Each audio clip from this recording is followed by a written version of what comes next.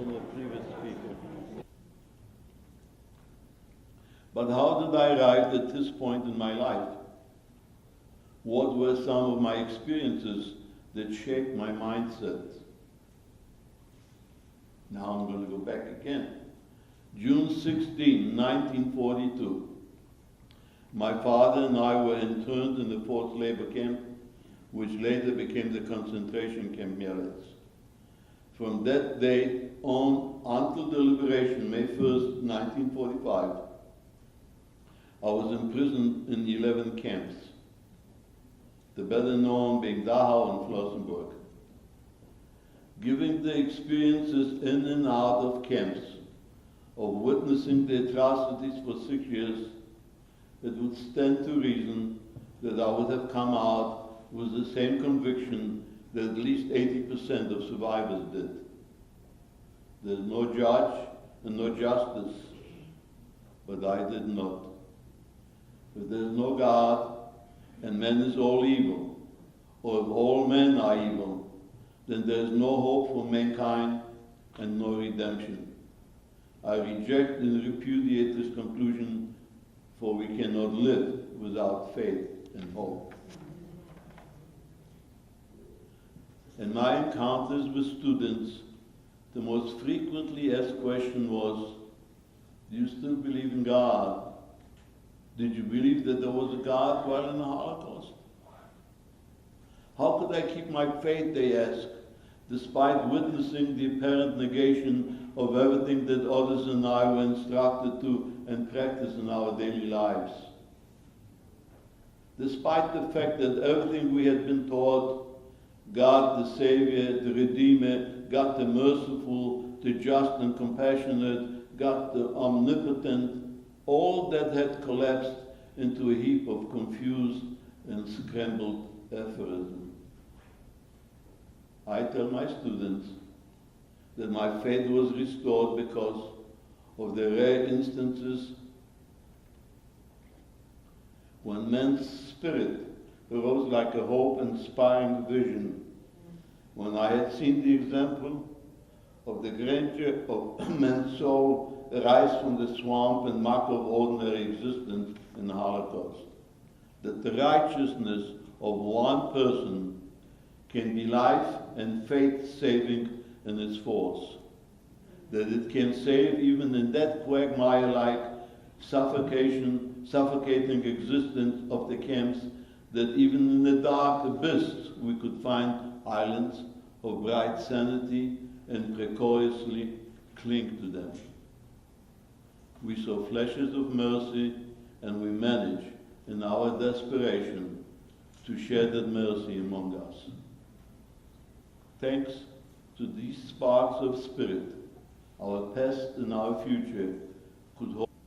My dear friends, my brothers and sisters, we survivors live in constant dread that after our passing from the scene, the events of the Holocaust will be forgotten or at best misunderstood and misrepresented.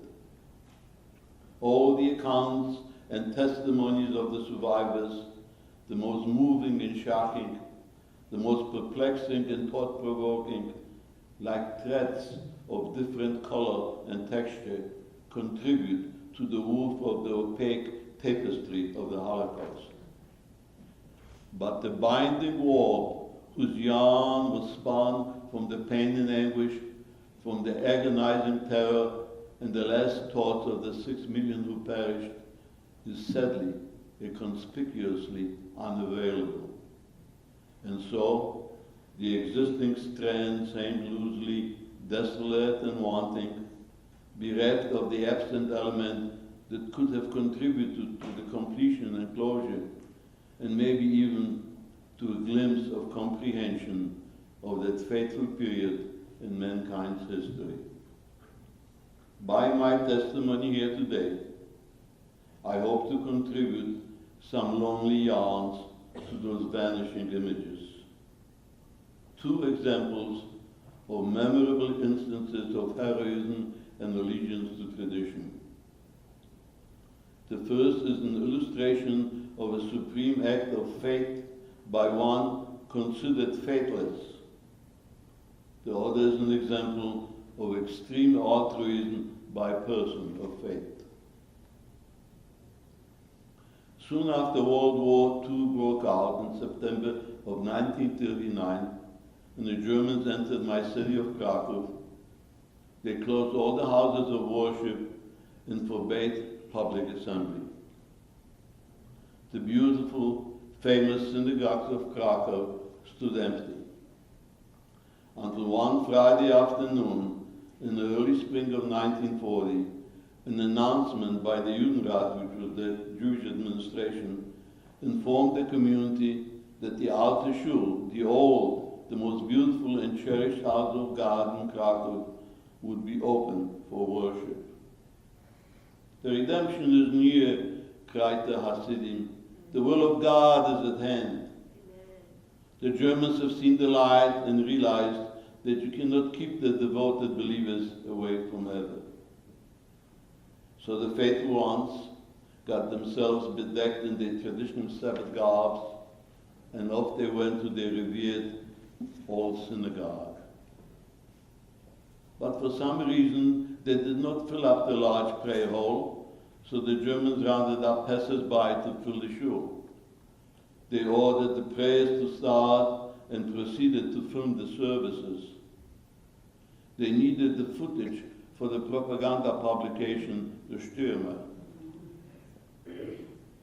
Amongst the people who were rounded up was one Max Redlich. Max lived around from the corner from our apartment.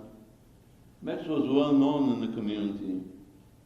He was the head of the stewards union.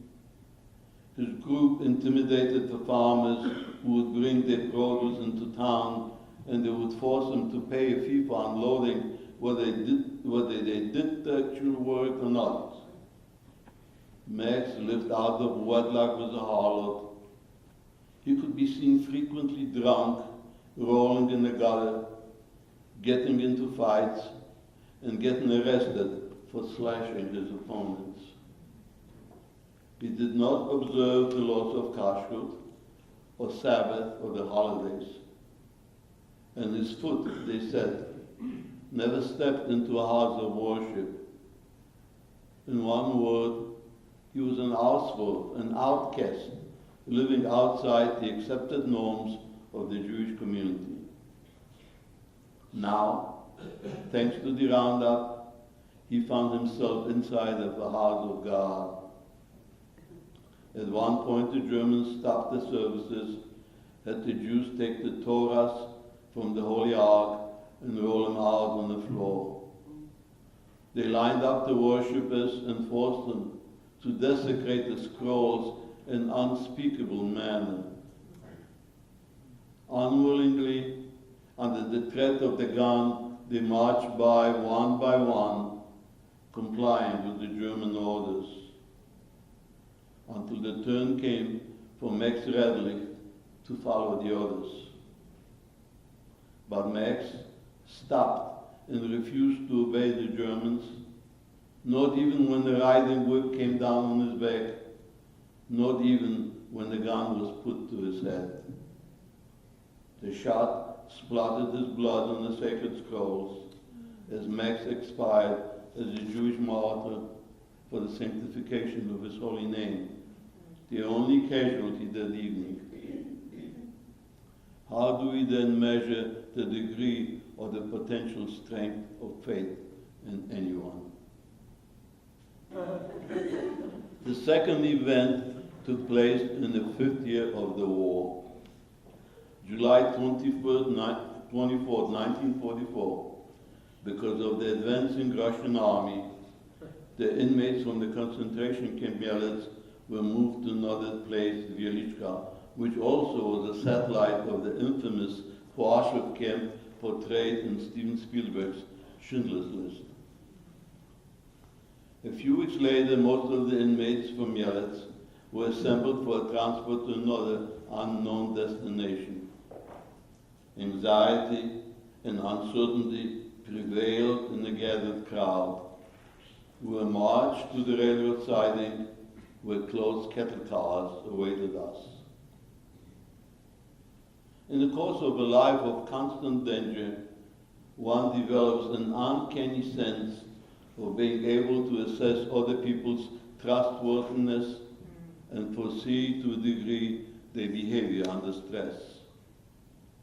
When new and unpredictable circumstances presented themselves, one tried to surround themselves with dependable individuals. The cattle cars into which we were being loaded, helped along by a torrent of shouts and blows, had 120 men each. Our car carried some of the unstable element, but it also contained some of the trusted friends, some intellectuals, and most importantly, Reb Meyer. Reb doesn't mean a rabbi. Reb in Jewish is a title like Mr. or Sir. Reb Meyer Katz came to our camp in the summer of 1942 from the village of Przeslaw. Though he was small in size, an aura of sweet, quiet strength radiated from him. His gestures were deliberate, his manner of speech soft and reassuring. It did not take long for the other inmates to take note of him. He would, in the face of the most depressing events, offer hope and moral support. He would quote from the Talmud, mostly from the psalmist, lending strength to others. He could often be seen in silent, solitary prayer, a vulnerable silhouette in the shadows of the darkened barracks, a lonely testimony of men's faith in God against the background of Satan's landscape. Somehow he was able to get a job working in the fields from where he would smuggle in